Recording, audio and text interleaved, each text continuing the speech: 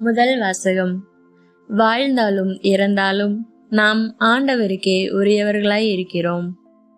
திருத்தூதர் பவுல் ரோமேருக்கு எழுதிய திருமுகத்திலிருந்து வாசகம். 14வது அதிகாரம் 7-12 முடிய உள்ள இறைவார்த்தைகள். சகோதரர் சகோதரிகளே, நம்மிடையே எவரும் தமக்கென்று வாழ்வதில்லை, தமக்கென்று இருப்பதும் இல்லை. வாழ்ந்தாலும் நாம் ஆண்டவருக்கென்றே வாழ்கிறோம், இறந்தாலும் ஆண்டவருக்கென்றே இறக்கிறோம்.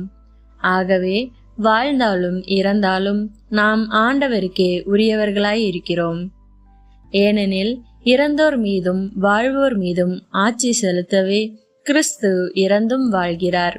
அப்படி இருக்க நீங்கள் ஏன் உங்கள் சகோதரர் சகோதரிகளிடம் குற்றம் காண்கிறீர்கள்? ஏன் அவர்களை இழிவாக கருதுகிறீர்கள்?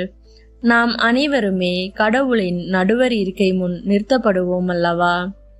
ஏனெனில் ஆண்டவர் சொல்கிறார், நான் என்மேல் ஆணையிட்டுள்ளேன், முழங்கால் அனைத்தும் எனக்கு முன் மண்டியிடும், நாவு அனைத்தும் என்னை போற்றும் என்று மறைநூலில் எழுதியுள்ளது அன்றோ?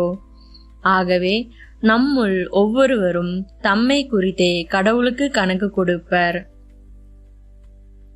ஆண்டவரின் அருள்வாக்கு. கிறிஸ்துவே உமக்கு புகழ். பதிலுரை பாடல். பல்லவி. வாழ்வோரின் நாட்டினிலே ஆண்டவரின் நலன்களை காண்பேன். ஆண்டவரே என் ஒளி, அவரே என் மீட்பு, யாருக்கு நான் அஞ்ச வேண்டும்? ஆண்டவரே என் உயிருக்கு அடைக்கலம், யாருக்கு நான் அஞ்சி நடுங்க வேண்டும்? பல்லவி. வாழ்வோரின் நாட்டினிலே ஆண்டவரின் நலன்களை காண்பேன். நான் ஆண்டவரிடம் ஒரு விண்ணப்பம் செய்தேன், அதையே நான் நாடி தேடுவேன். ஆண்டவரின் இல்லத்தில் என் வாழ்நாள் எல்லாம் நான் குடியிருக்க வேண்டும். ஆண்டவரின் அழகை நான் காண வேண்டும். அவரது கோவிலில் அவரது திருவுளத்தை கண்டறிய வேண்டும். பல்லவி. வாழ்வோரின் நாட்டினிலே ஆண்டவரின் நலன்களை காண்பேன். வாழ்வோரின் நாட்டினிலே ஆண்டவரின் நலன்களை காண்பேன் என்று நான் இன்னும் நம்புகின்றேன். நெஞ்சே, ஆண்டவருக்காக காத்திரு, மன உறுதி கொள், உன் உள்ளம் வலிமை பெறட்டும். ஆண்டவருக்காக காத்திரு. பல்லவி. வாழ்வோரின் நாட்டினிலே ஆண்டவரின் நலன்களை காண்பேன். நற்செய்தி வாசகம். மனம் மாறிய ஒரு பாவியை குறித்து கடவுளின் தூதரிடையே மகிழ்ச்சி உண்டாகும். லூக்கா எழுதிய தூய நற்செய்தியிலிருந்து வாசகம்.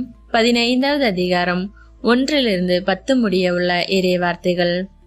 அக்காலத்தில் வரி தண்டுவோர் பாவிகள் யாவரும் இயேசு சொல்வதை கேட்க அவரிடம் நெருங்கி வந்தனர். பரிசேயரும் மறைநூல் அறிஞரும் இவர் பாவிகளை வரவேற்று அவர்களோடு உணவருந்துகிறாரே என்று முணுமுணுத்தனர். அப்போது அவர் அவர்களுக்கு இந்த உவமையை சொன்னார். உங்களுள் ஒருவரிடம் இருக்கும் 100 ஆடுகளுள் ஒன்று காணாமற் போனால் அவர் 99 ஆடுகளையும் பாலை நிலத்தில் விட்டுவிட்டு காணாமற் போனதை கண்டுபிடிக்கும் வரை தேடிச் செல்ல மாட்டாரா? கண்டுபிடித்ததும் அவர் அதை மகிழ்ச்சியோடு தம் தோள் மேல் போட்டுக்கொள்வார். வீட்டுக்கு வந்து நண்பர்களையும் அண்டை வீட்டாரையும் அழைத்து, என்னோடு மகிழுங்கள், ஏனெனில் காணாமற் போன என் ஆட்டை கண்டுபிடித்து விட்டேன் என்பார். அதுபோலவே மனம் மாற தேவையில்லா 99 நேர்மையாளர்களை குறித்து உண்டாகும் மகிழ்ச்சியை விட மனம் மாறிய ஒரு பாவியை குறித்து விண்ணுலகில் மிகுதியான மகிழ்ச்சி உண்டாகும் என நான் உங்களுக்கு சொல்கிறேன். பெண் ஒருவரிடம் இருந்த 10 திராக்மாக்களுள் ஒன்று காணாமற் போய்விட்டால் அவர் எண்ணெய் விளக்கை ஏற்றி வீட்டை பெருக்கி அதை கண்டுபிடிக்கும் வரை கவனமாக தேடுவதில்லையா? கண்டுபிடித்ததும் அவர் தோழியரையும் அண்டை வீட்டாரையும் அழைத்து, என்னோடு மகிழுங்கள், ஏனெனில் காணாமற் போன திராக்மாவை கண்டுபிடித்து விட்டேன் என்பார். அவ்வாறே மனம் மாறிய ஒரு பாவியை குறித்து கடவுளின் தூதரிடையே மகிழ்ச்சி உண்டாகும் என உங்களுக்கு சொல்கிறேன். ஆண்டவரின் அருள்வாக்கு. கிறிஸ்துவே உமக்கு புகழ்.